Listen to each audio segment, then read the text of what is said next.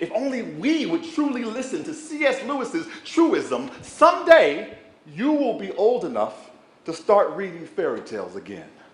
Then perhaps we would realize that the imagination that we accessed to invent our tale is the same imagination we'll need to reinvent ourselves. That all we have to do to add more than to once upon a time or ... after happily ever after is just close our eyes, right? And let our imagination rescind the ending, reinvent a beginning, re-envision a new printing that commences a 10th inning.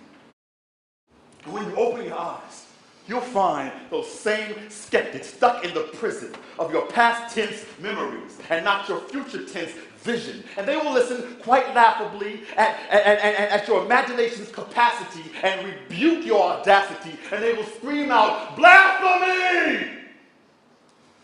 But we just ignore them. They are simply here to remind us of the moral. Like the story of the teacher who asks her student, "How do you spell crocodile?" And the student says, "Krokodil." And when the teacher responds, "No, that's wrong," the student says, "Well, maybe that's not correct, but you asked me how I spell it." And so I ask you, how do you spell sequel? It's simple, right? You start by remembering the plot of the prequel.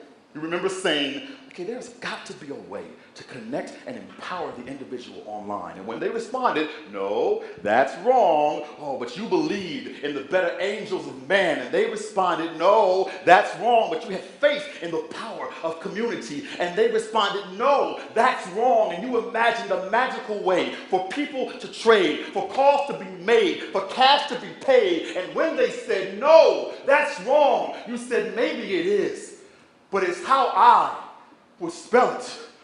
A global community of hundreds of million good people. It's how I would write it. $60 billion worth of goods bought and sold is how I would make it. $150 million in charitable donations. It's how I, unprecedented financial growth, it's how I, 15,000 employees worldwide, it's how I would do it. And if I had the chance, I would do it again.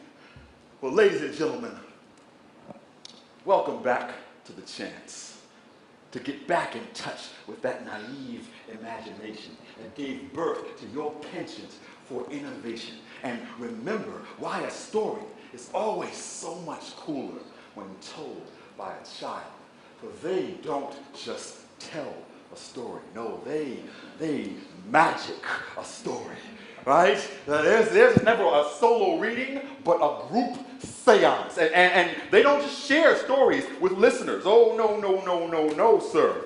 You will not just get to listen today. You will cast off your security blanket and participate. You will be touched, and not just figuratively.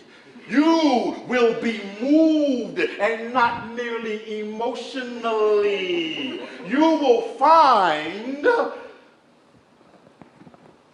Ernia, that your name will become part of the story. And you will be asked to answer questions in the story. Is that okay with you, Ernia? And you will respond. And if perchance the story should rhyme, you might find yourself finishing my next line. Oh, you guys are good. We're going to take it to the next level. And when the fairies and gnomes and dwarves abound and dance, extend out their hand and ask you to dance, you will dance. Get down, girl. Get down with it. Yes. Because this is not my story. Have a seat. You are lovely. Thank you.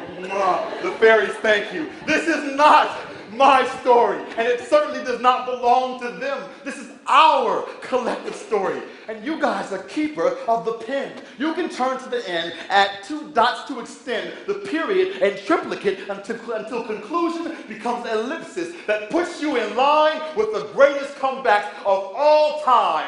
This is Cinderella Part 2.